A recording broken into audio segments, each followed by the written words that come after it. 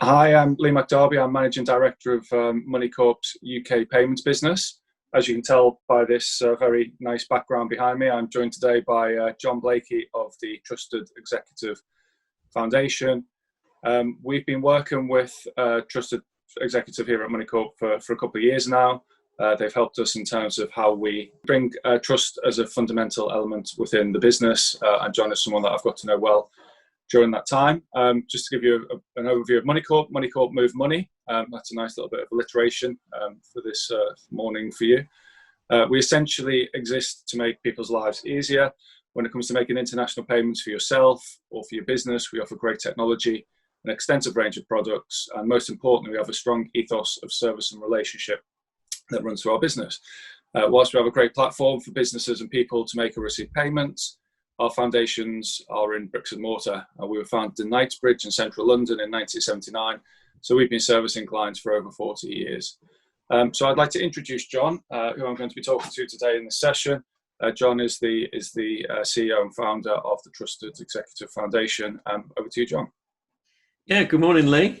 Great to be with you. I founded the Trusted Executive Foundation in 2016, and the Trusted Exec Foundation, what we believe in the foundation is that what the world needs right now are leaders who rely on the power of trust rather than leaders who trust in power. And it's as simple as that. I think, we've got a choice about what the currency of our leadership is. Is it power? Is it trust? And we stand for trust. And as you know, the book behind the foundation, The Trusted Executive, came out in 2016. And in that book, we have a model for trust, the 9 habits of trust. And that's the formula that we're offering to leaders like yourselves to help those that want to stand for trust at this time to put that into a practical roadmap and build high trust cultures in their organizations. So obviously right now, trust is a very relevant topic, and it's just great to be kicking that around with you this morning. So to give a little bit more on the Trusted Executive, obviously you've got your 3 pillars, which you set like to set businesses the challenge of adhering to. So, ability, benevolence, and integrity all underpin what you do with businesses. Just to give a little background on my journey with Trusted Executive, there are also 9 habits which we'll touch on over the course of this webinar. The first habit that I chose to adopt was to be brave, which I guess got the ball rolling and really moved the relationship onto another gear. And then after that, I looked at how to evangelize, and evangelize was something that I didn't really think of within business, and that's really helped me to sort of get the positive message of what we do here at Moneycorp out into the broader world. So I just wanted to use today to kick through a few questions with John, and hopefully we can add a little bit of value to businesses that are tuned in terms of what is now the new normal in business. So just to sort of move on to the first question, John, how do you think that productivity is impacted by the new normal in which we're now living? Yeah, well, you and I, Lee, we've worked through this period. We've worked at home. We've been involved in a number of meetings ourselves, day after day, getting used to this virtual remote working, socially distanced. So everything that you read about psychology will tell you that in that environment, productivity will slip through your hands slowly but surely over a period of time, unless leaders do something to pump trust and engagement into the system. So one of the phrases I talk about at the moment is, Rishi Sunak, our Chancellor of the Exchequer, is pumping money into the system to keep the system afloat. And one of the challenges I think we as leaders have at the moment is we need to pump trust into the system to keep the productivity, engagement, and motivation of our staff. And we've all suffered with that motivation. I'm an executive coach. I'm working with lots of leaders like yourselves. And the amount of times that I go onto a call these days and find a leader who is normally very resilient, very positive, highly motivated, I'm finding them flat as a pancake. And I'm realizing that this is a motivational crisis, that we have got a motivational crisis on our hands. If it's affecting those leaders in that way, then how is it affecting the people they lead? So I do think we've got a real responsibility at the moment to pump trust and engagement into the system. Otherwise, this productivity is going to slip through our hands. And which habits do you think are particularly important right now? I mean, from my side, something that I've been very, very conscious of. We actually spoke to the business and got some feedback on things that we do well and things that we don't do so well. And it was interesting to see sort of how the business views our management team, as something that we needed to do a little bit more of.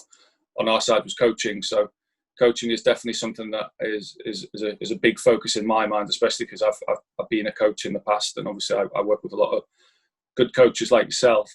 But I also find it's quite difficult to do in a remote environment, where normally you can, if you need to speak to someone, you put an arm around the shoulder or give them a little G up, or you got that face-to-face ability to communicate. But I think over Zoom, or Microsoft Teams, which is how we spend our life now, it's difficult to really bring that to life.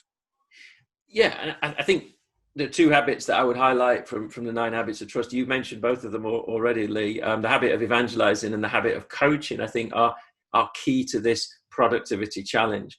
And if we take the coaching habit first, you will have done a lot of your coaching in a very informal, ad hoc way when you were in the office. You were unconsciously competent at coaching in the office environment.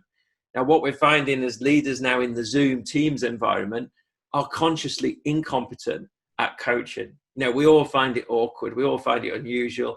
We're all focusing on the task in the meeting, but we're finding it harder to really show up as coaches.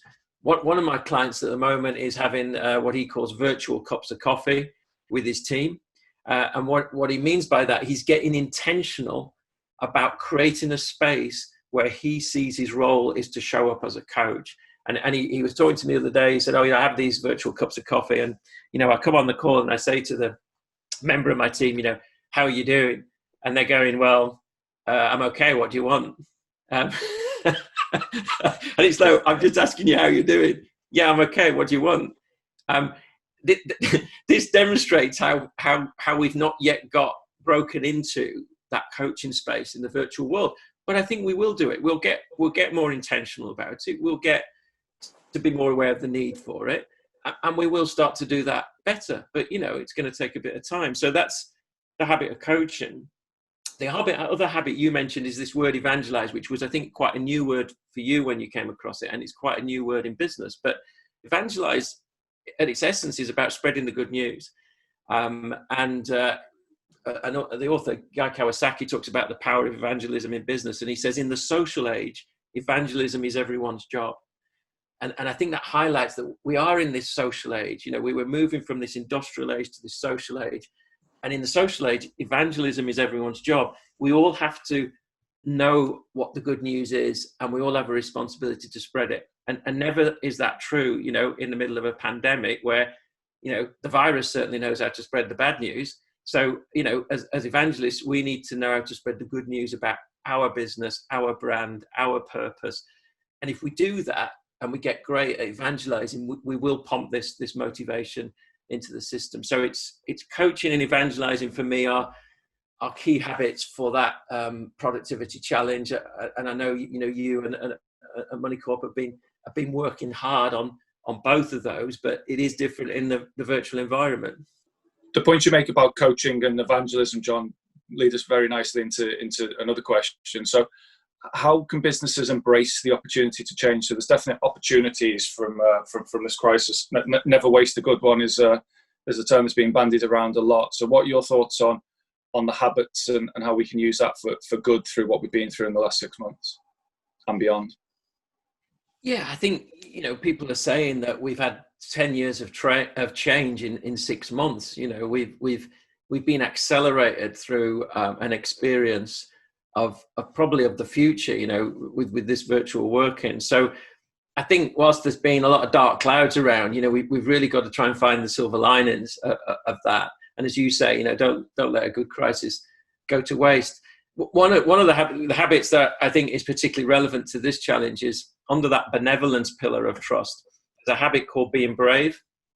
And that, when leaders are brave, particularly when they're morally brave, it inspires trust in the people that they lead.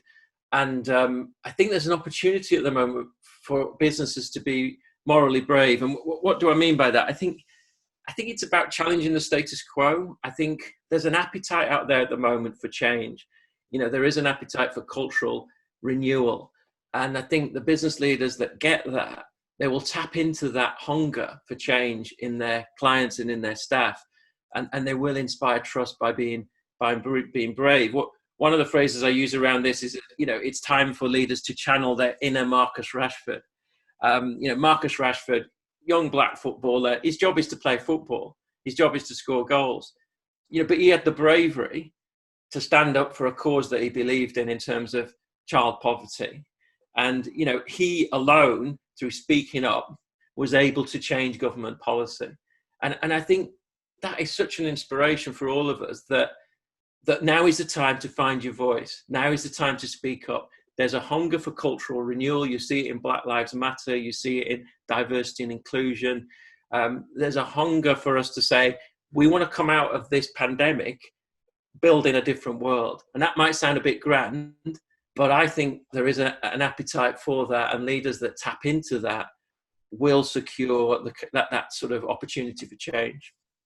Yeah, I mean, from a Moneycorp perspective, we transitioned unbelievably well to make it feel like business as usual in a very unusual world. We had a week to move a business, which definitely, didn't traditionally feel like one that could be home-based, into something that was very much home-based, whilst also keeping that teamwork, that spirit, that camaraderie, whether it be WhatsApp chats or virtual beers or coffees, depending on your particular poison, over Zoom, quizzes, etc. Just trying to get into that feeling of being relatively normal. I think to your point on bravery now, I think the next phase of bravery comes to trying to transition back into something similar to where we were before this began, because I think a lot of people have found that working from home is quite useful. There's a lot of commute time that's given back, and that increases productivity. So for me, the ship feels very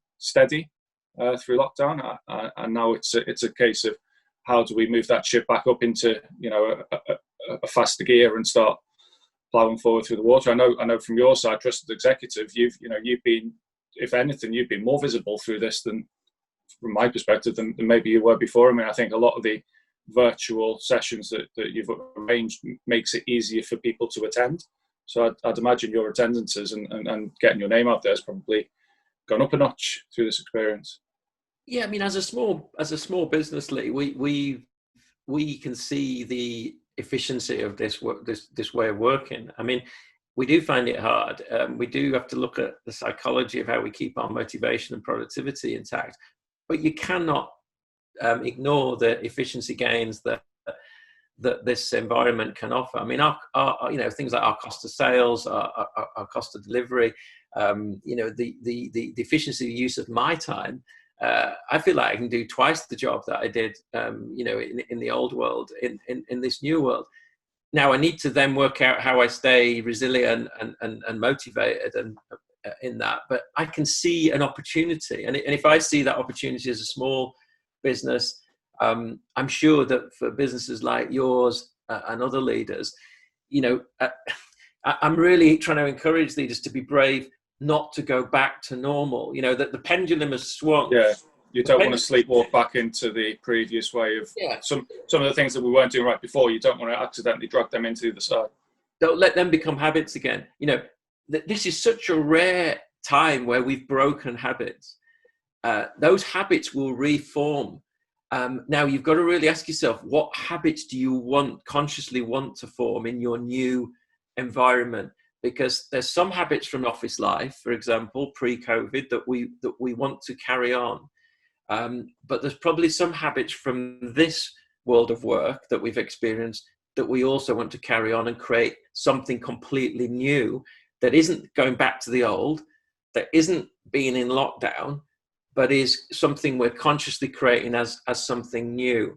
And this is such a rare opportunity. It's probably, once every 10 years that a business leader gets the opportunity to genuinely create something new and create new habits in their culture.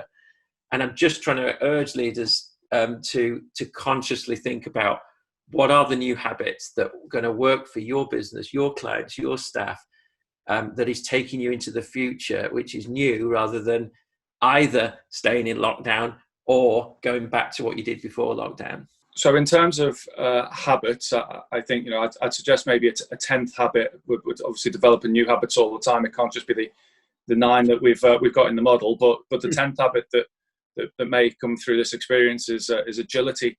So I think that's key to businesses right now. Businesses have to adapt. They have to be nimble, and underpinning it all is agility.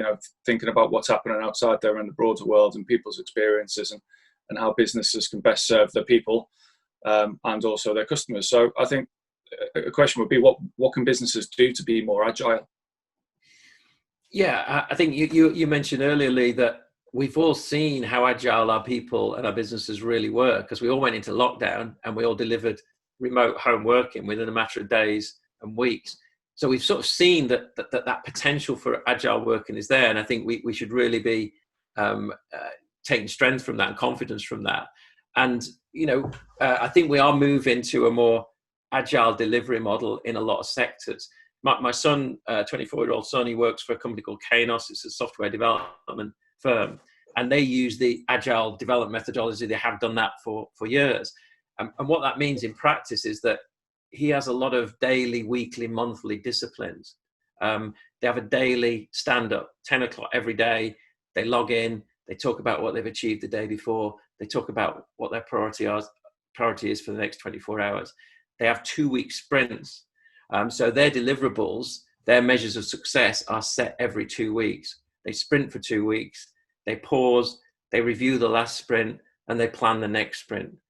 And I think that sprinting agile delivery method is going to become much more normal in a lot of sectors compared to the 12-month business plan, which has been the typical planning cycle for a lot of businesses. But I think that planning horizon is going to come closer. And this uncertainty that we're in at the moment is forcing us to plan around that shorter agile planning horizon. But that maybe that planning horizon is going to stay short, because there's so many unknowns in our businesses that agile thinking is going to, I think, need to be continue to be built. But the good thing is we've seen what we're capable of in this lockdown, and we should really trust our staff and our clients to work with us around moving into that more agile world. Yeah, I guess agility is key to any form of disruption that you're experiencing. Obviously, we're experiencing that through lockdown.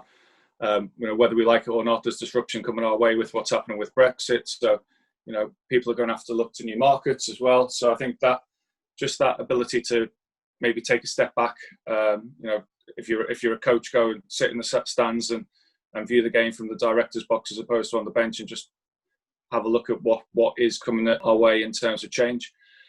And that takes us into, what do you think the world will look like in the future after COVID-19, and as we tackle headfirst into the Brexit situation?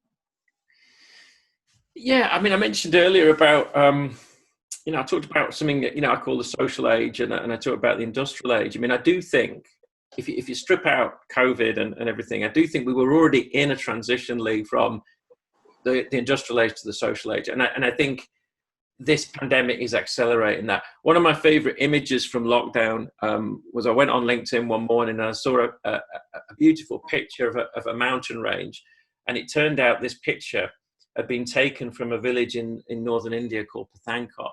And the villagers of Pathankot had woke up in the middle of lockdown, looked out of their windows, and they saw the Himalaya mountain range, which is 300 miles away, for the first time in 30 years.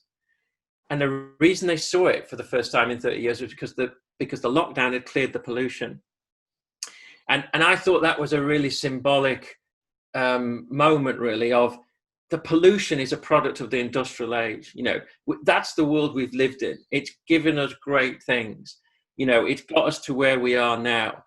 But that pollution is also symbolic of the cost of that industrial age. That we created situations and limits and challenges now, climate change being one of the most obvious of them, that we have to face up to. And that old industrial model focused on GDP is, I don't think it's going to be fit for purpose in this new social age. I think we are going to have to redefine what success looks like at a big picture level, and that will prompt businesses to also redefine what success looks like. In the Trusted Executive, we talk about the triple bottom line. In the industrial age, we focused on the single bottom line. It was profit, profit, profit. In the social age, I think businesses will increasingly focus on this triple bottom line: profit, people, and planet. And I think we will move to a more holistic definition of success. I think we're ready for that. I think people are yearning for a little bit of that balance and that sort of, different way of looking at things.